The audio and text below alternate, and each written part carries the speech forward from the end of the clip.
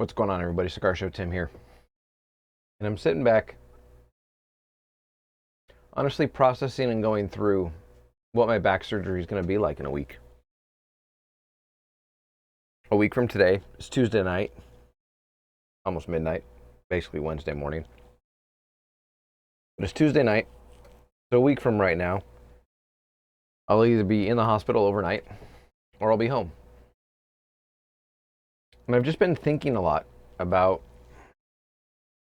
what this change will be like.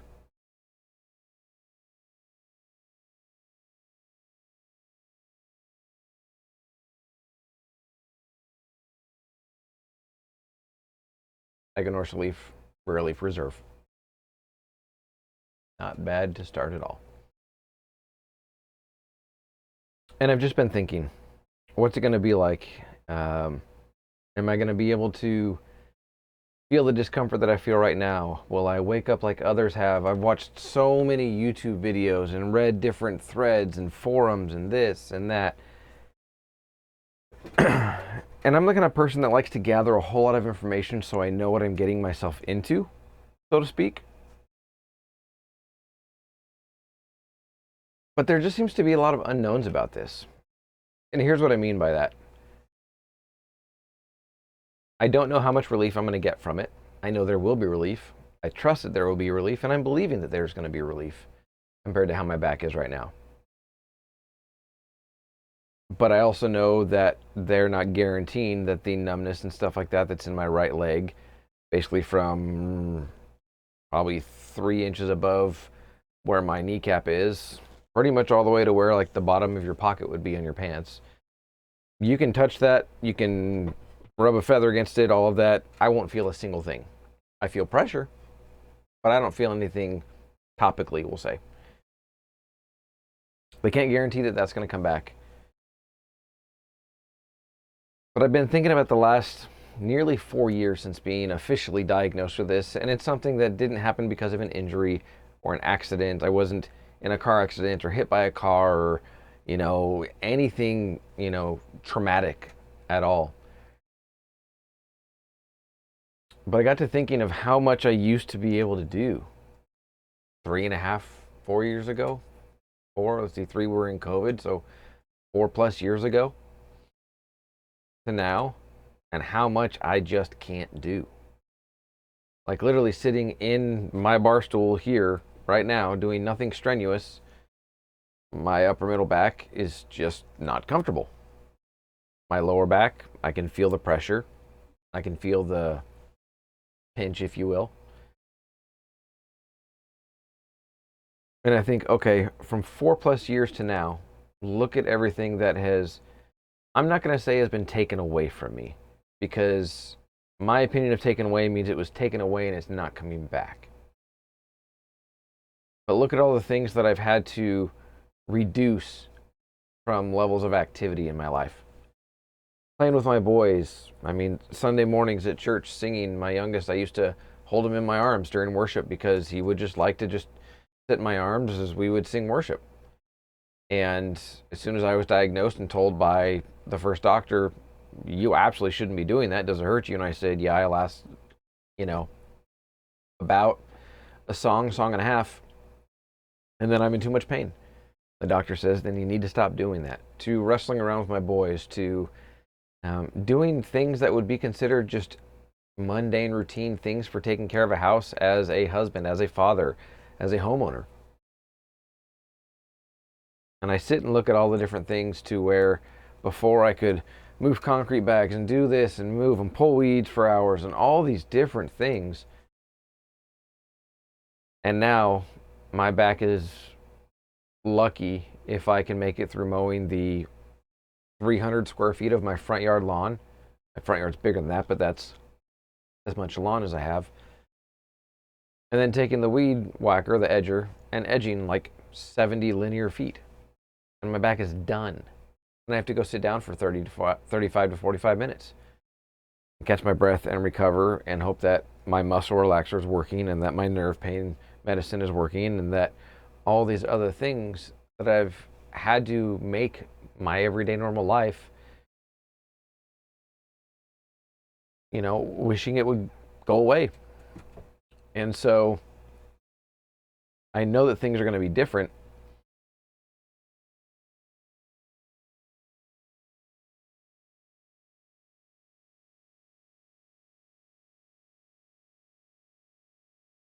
But I'm looking forward to the difference.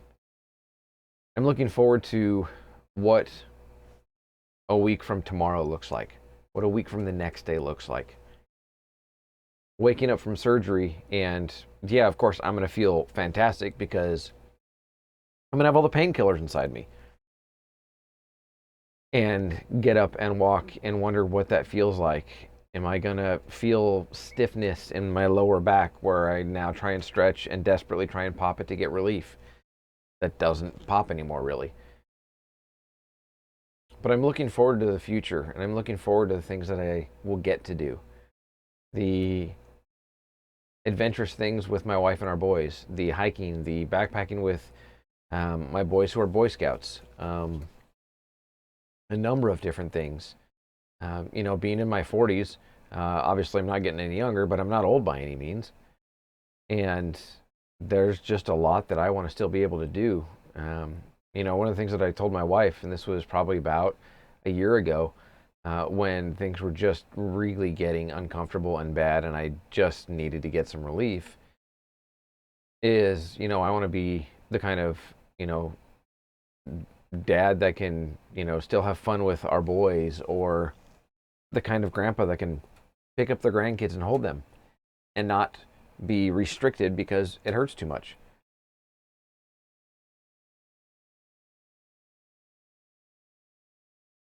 Talking too much.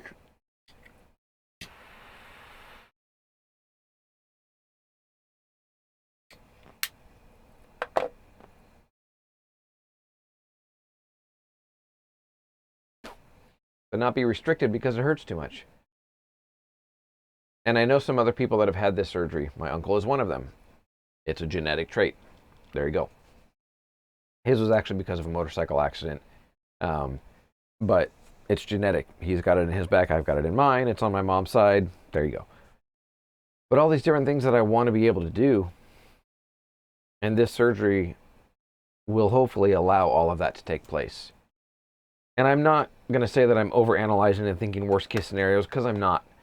I'm not thinking worst case scenario. I'm not thinking, oh my gosh, what if it doesn't work and I wake up and I'm even worse off? I'm not thinking any of those things, because that's not going to be the case.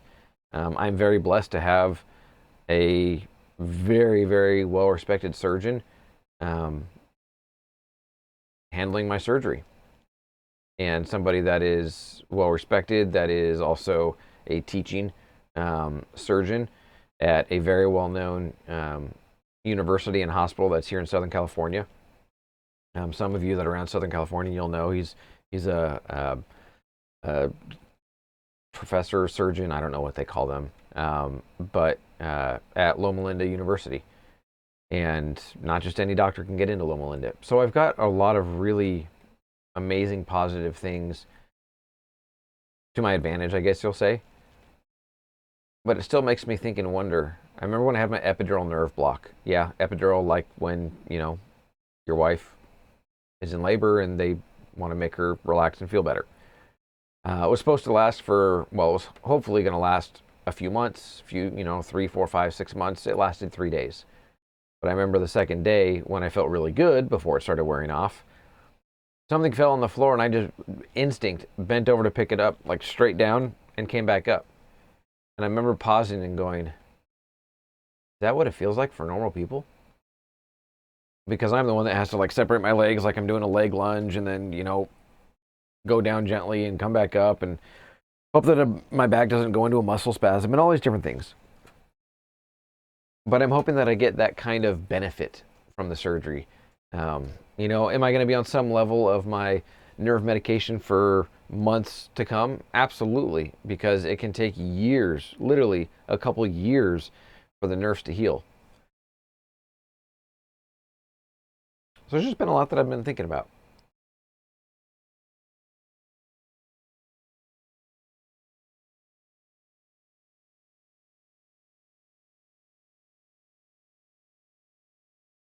This is really good.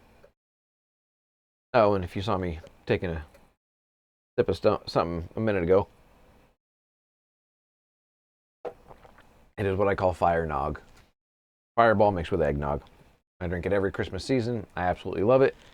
I've been doing it for a number of years, and then I saw his YouTube channel, Doka Ryan. He's got a couple million subscribers, and some of his stuff is funny that he mixes together, but he actually just, I think today, did one where he called it Fire Nog, and so, of course, I chuckled and watched it, and he added a little bit extra something to it.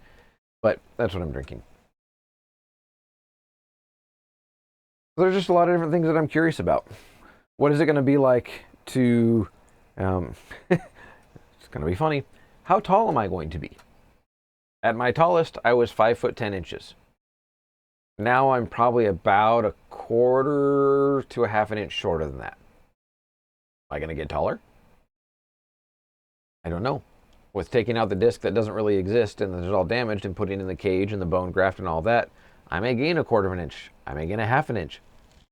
I got no clue. But maybe I'll get a little bit taller. You know, what new things am I going to discover that my body is doing? You know, all those wonderful things that I've been thinking about.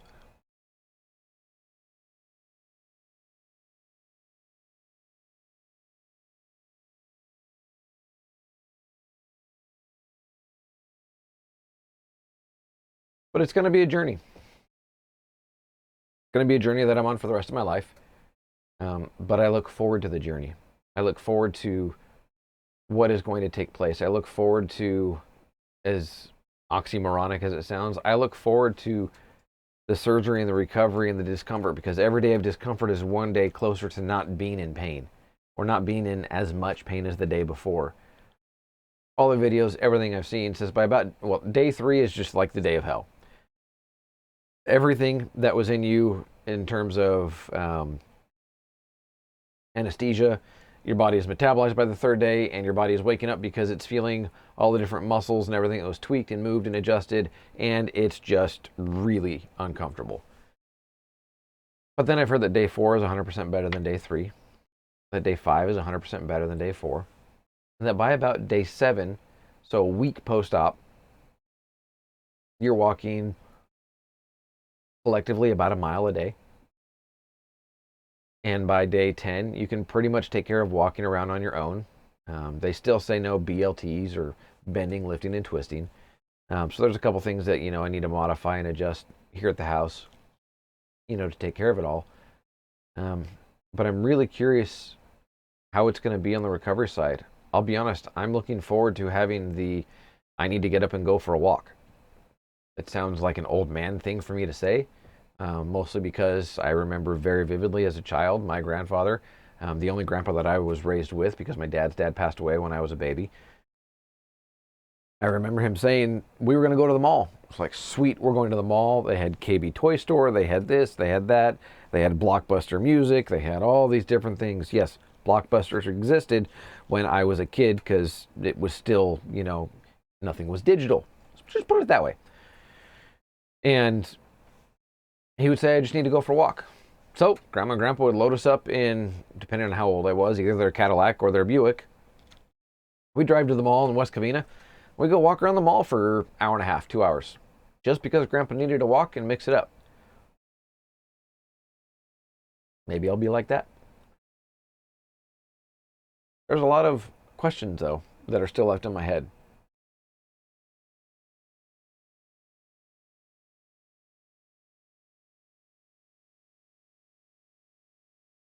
But of all of it, there are a couple things that I'm sure of.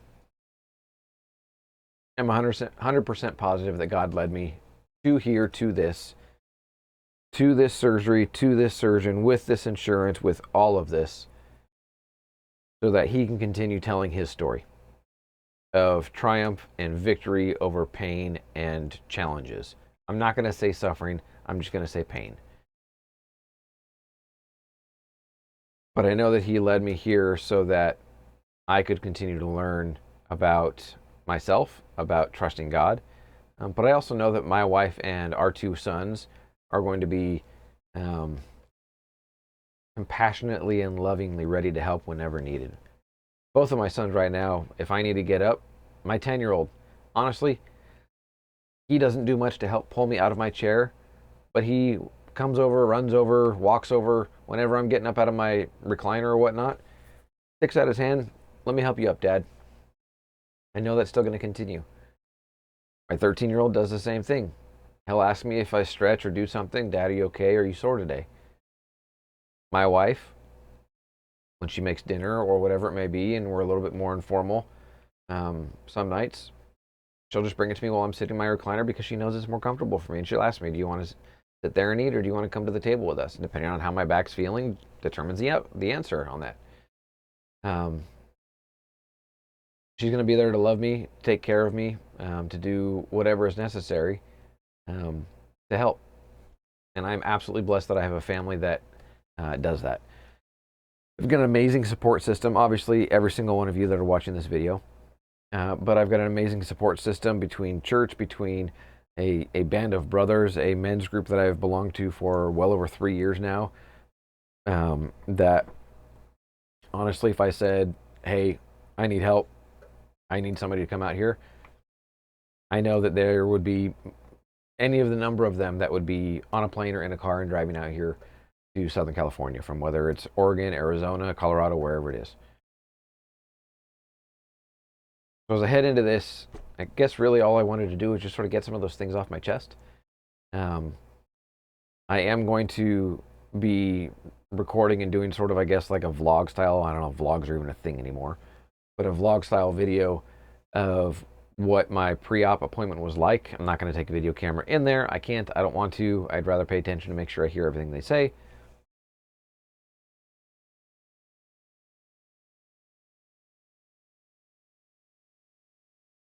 But I'm going to let you all know how it's going, what they say, what to expect, all of that. I don't know how much I'm going to get video of in the hospital and all that. I mean, I don't expect that I'm going to have my wife taking video of me waking up or recovery or when they come in or any of those things. I have no idea. I'm not expecting that.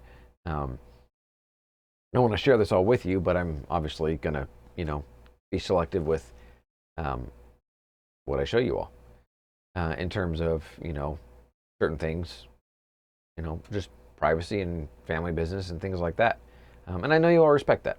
But I definitely want to have this be the first video where I share what's going through my head, what's going through my mind, what all is taking place. And today being a Tuesday, so a week before the surgery. So today it's December 12th, 2023. And a week from today, December 19th, 2023 is my surgery. Supposedly I'm first up in the morning, so I'll probably have to get there at like 5:30 in the morning. And hopefully I'll come home that same day and get up and walk and start to recover and start to heal and see what happens.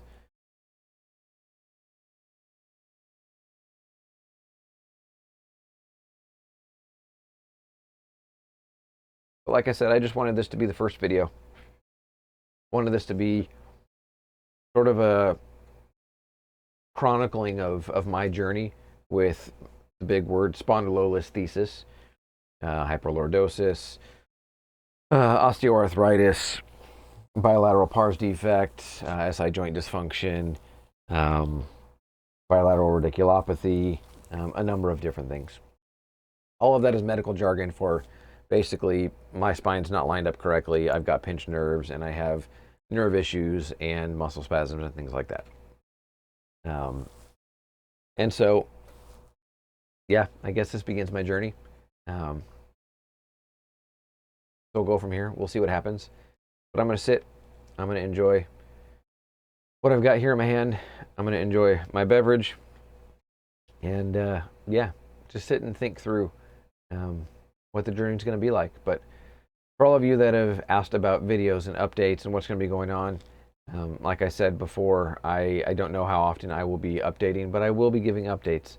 And I greatly appreciate, I did not expect people to want to see what's going on as much as you all have responded. I'm actually in some ways very overwhelmed in a heartfelt way because I just make videos of me enjoying this hobby and you all get to watch my thoughts on it. But the fact that you are interested in how I'm feeling, how I'm doing, just brings another level of appreciation from my end to all of you, and wanting to support. And it's more than just watching a video and should I go buy that one, should I not, is it noteworthy, all those different things. So that's it. Like I said, this is much more of a sort of ramblings and thoughts and ponderings and all of that of what's to come. How's the surgery going to be? Am I going to be in a lot of pain? What's recovery going to be like? Am I going to be in a back brace after? All these different things. How long will it take to fuse? What's my hip going to feel like where they took the bone graft from? A lot of different questions. But at the end of the day, I know it's going to work out really, really well. God's in control of it 110%. As you all probably know, and if you're just now seeing my channel, I'm a Christian man. I believe wholeheartedly in Jesus Christ as my Savior, and I believe that God has led me to this point, like I said at the beginning. So, yeah, video one. We'll see what happens. We'll see what gets, recorded from here. I was going to say filmed, but we don't use film anymore. But what gets recorded, what we're going through, all that kind of stuff. But again, I greatly appreciate all of this. And if you have just now checked out my channel, obviously you're thinking, why does it say cigar and you're talking about your back? Because this is life.